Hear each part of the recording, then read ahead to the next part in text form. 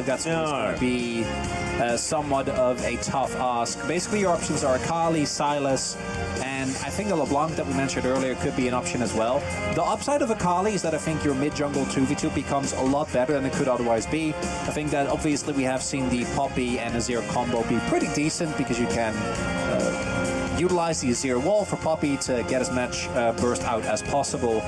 But at the very least, Lucid and Showmaker having a decent 2v2, particularly post 6, I think is absolutely essential for DK. This is a tough uphill battle for D+. We'll see how they're going to do it. We hop into the Rift for game 1.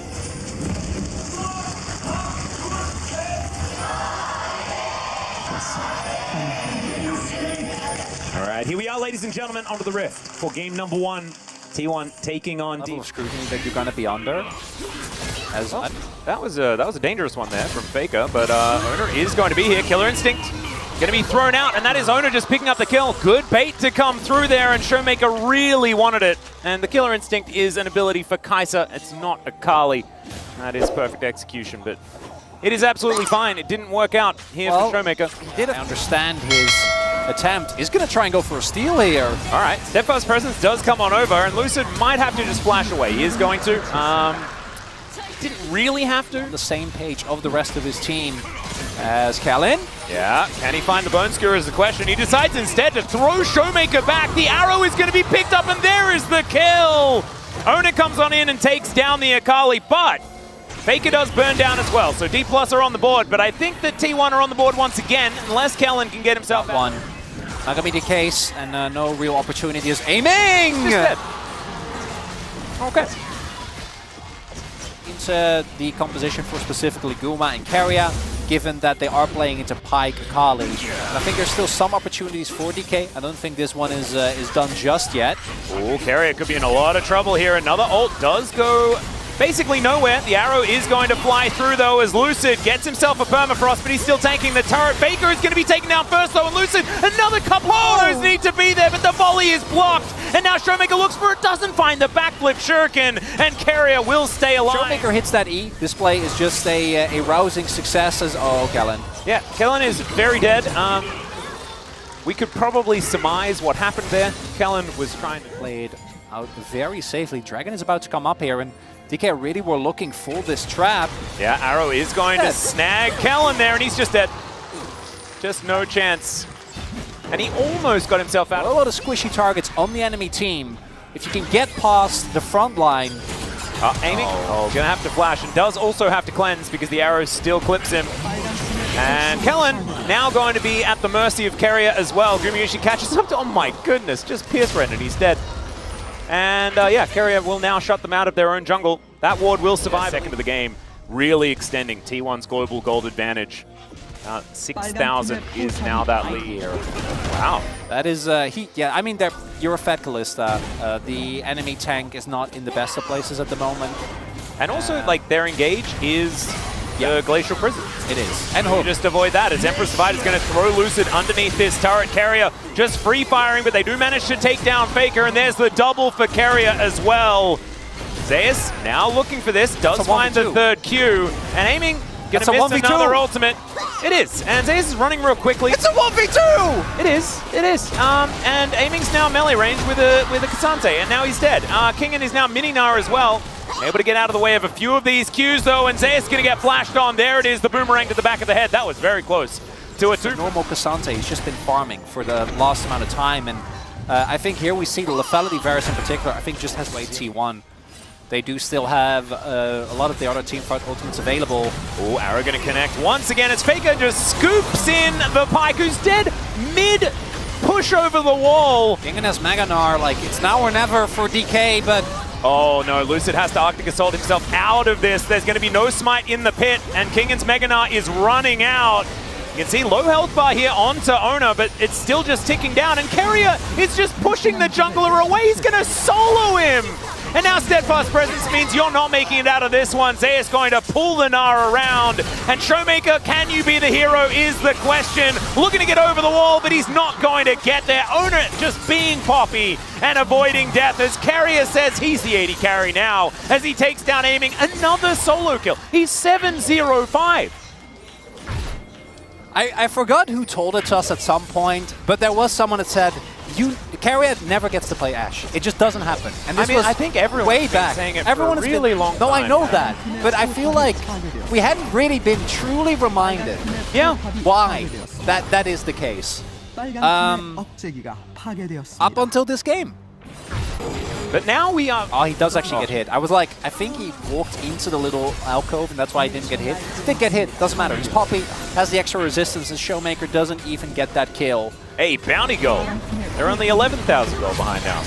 As aiming is going to cleanse, but he's still down to 50% health. Fate's Call is going to come through here as Carrier's thinking about it. Not going to work out there as Carrier's top damage. That's not fair. Things that are happening in this game, I guess. And D+ desperately trying to defend these Nexus turrets. Also probably thinking a lot more about what to do in game number 2, because this one is all over but the Cryon. As Lucid, nice little fade away there onto Ona, but it's onto Ona, so it doesn't really matter. Kingan's got a Mega Narbar, but not a lot of help, because he's just taking poke damage here from Faker. The flash in, Faker, Emperor's Divide onto 3, and he's going to be absolutely fine. Ona finds a double knock-up. The arrow sails by majestically, and Kellen is off on the side. He's not going to be able to stop this Nexus turret from going down, and not going to be able to do anything about this Nexus that's also about to explode. Aiming, going to die once again, and T1 will celebrate just before they finish the task. And that one did not... Yeah, that really is a no Lucid. You don't get to play the game. This, though, kind of the same thing. The value of the Vibe really is going to be pretty substantially mitigated. Same for the Rakan, if you have the ability to just eat your carries.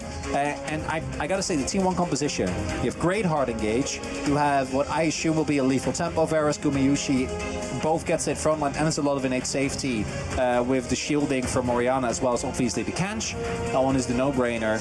And then you have a top-side matchup that I expect you'll be winning as well. Mental game. I really like that. Let's jump onto the Rift here for game number 2.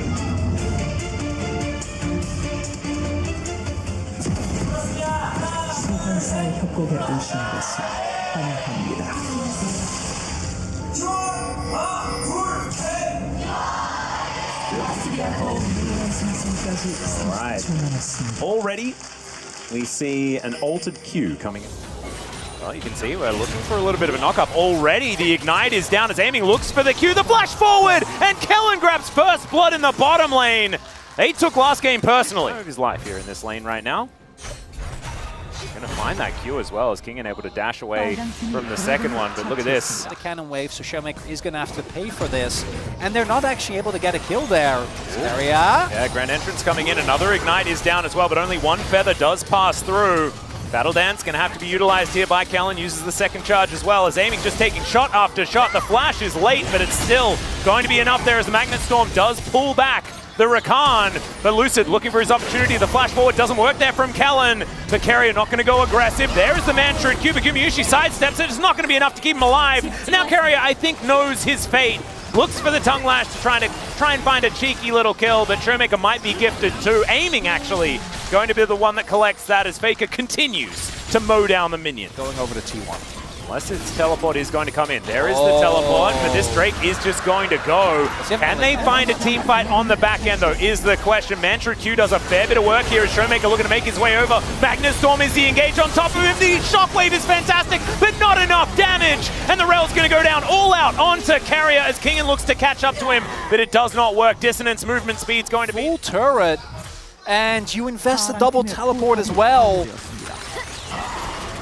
Yeah, that is a lot. It's Carrier. He's going to dive on over, gets himself a feather storm. Very much not worth. You were talking about the fact that D+ were pretty keen to flip the game in the last one. It looks like... Kellen invested flash as well. Like, he got 1v2. His team got the mid lane turret, and he didn't even have to invest a summoner. Okay, now he should be dead. Or at least have to flash, right? Well, he does, yeah, there was a Vi there this time around, so cease and desist, making us look a bit silly. So same thing can be said for Kellen and his Rakan as he goes in once again. They're looking for Ona, who will get charmed by the quickness, and he looks to be going down. There we go, Lucid locks down that kill. Now Carrier going to be slowed up, and is going to have to flash to get himself out of the way. Faker wants He's going to get another until they convince him not to. So Soul Point not going to be picked up by T1. They will break an inhibitor turret. They might also take down Carrier. That would certainly be a good thing here for D+, but it's the grander problem is your base is dying. That is grub value right there. Themselves into a gold lead once again as Lucid backing away. Baron has just spawned about a minute ago. Guma, who I think has an easier time than Zaya, Zaya being much shorter range of reliably getting his side lane shoved in.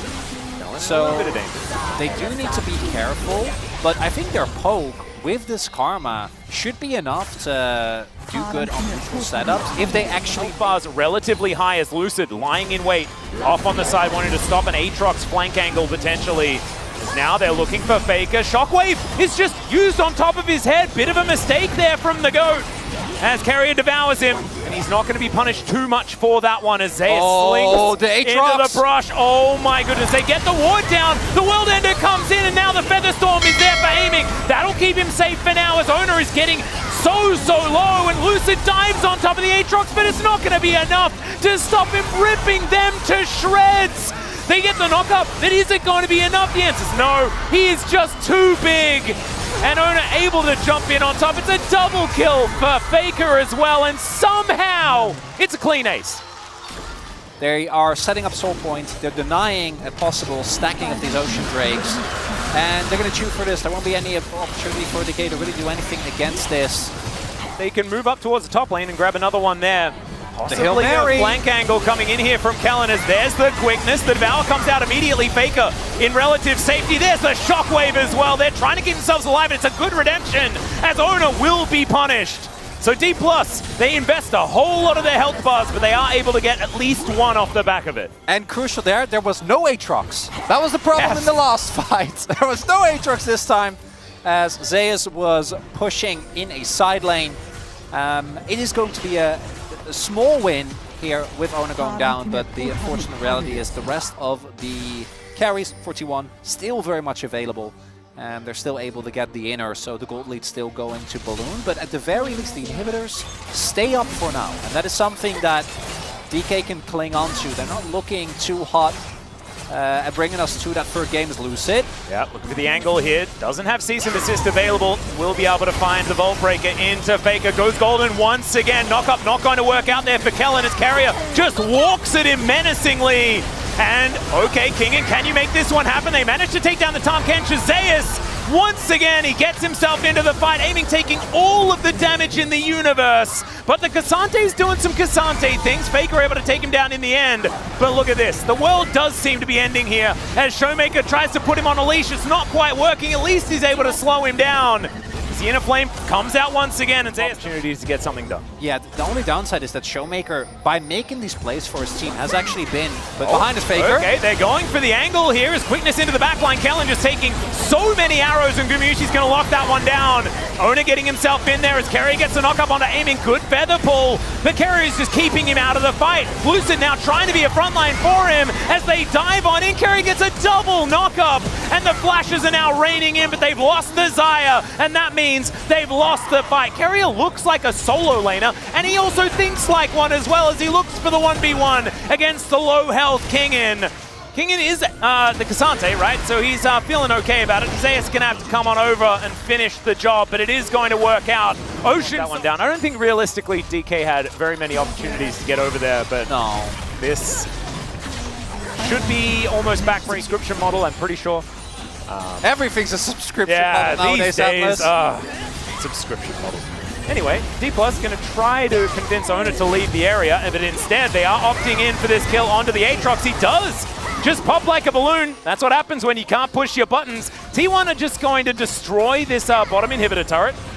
DK going to look to try and back, and they got an Aatrox once again. He does have his hat now completed. See whether Lucid can do what is, against Rel, sometimes considered the impossible. They got to find a miracle here, Atlas. They got to pull the trigger because this Elder is going down extraordinarily low. And there is Zeus looking for that angle to make his way into this fight. D+, you're going to have to try and pull the trigger. They're not going to be able to take it. And there's the flash forward from Gumyushi. Does not find the Chains of Corruption. The Carrier finds the Tongue Lash onto Showmaker. They're trying their very best to get themselves out of the way as Owner a little bit early on the Magnet Storm, as now the cease and desist is going to come through onto Gumyushi, but Lucid is just going to burn down. The Wrath of the Dragon will land on his head. And T1, they're not going to be stopped now. Exodia has been completed and the Nexus is in their sights.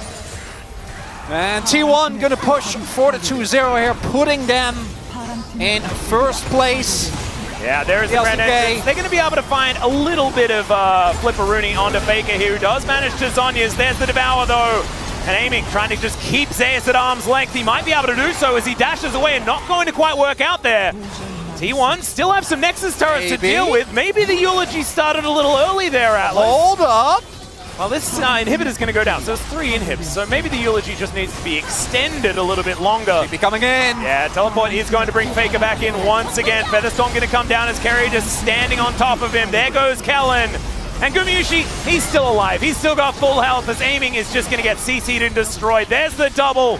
Showmaker's up, but he's going to miss the Q. And the Wrath of the Dragon comes out of Faker. They will be able to take down the Nexus team.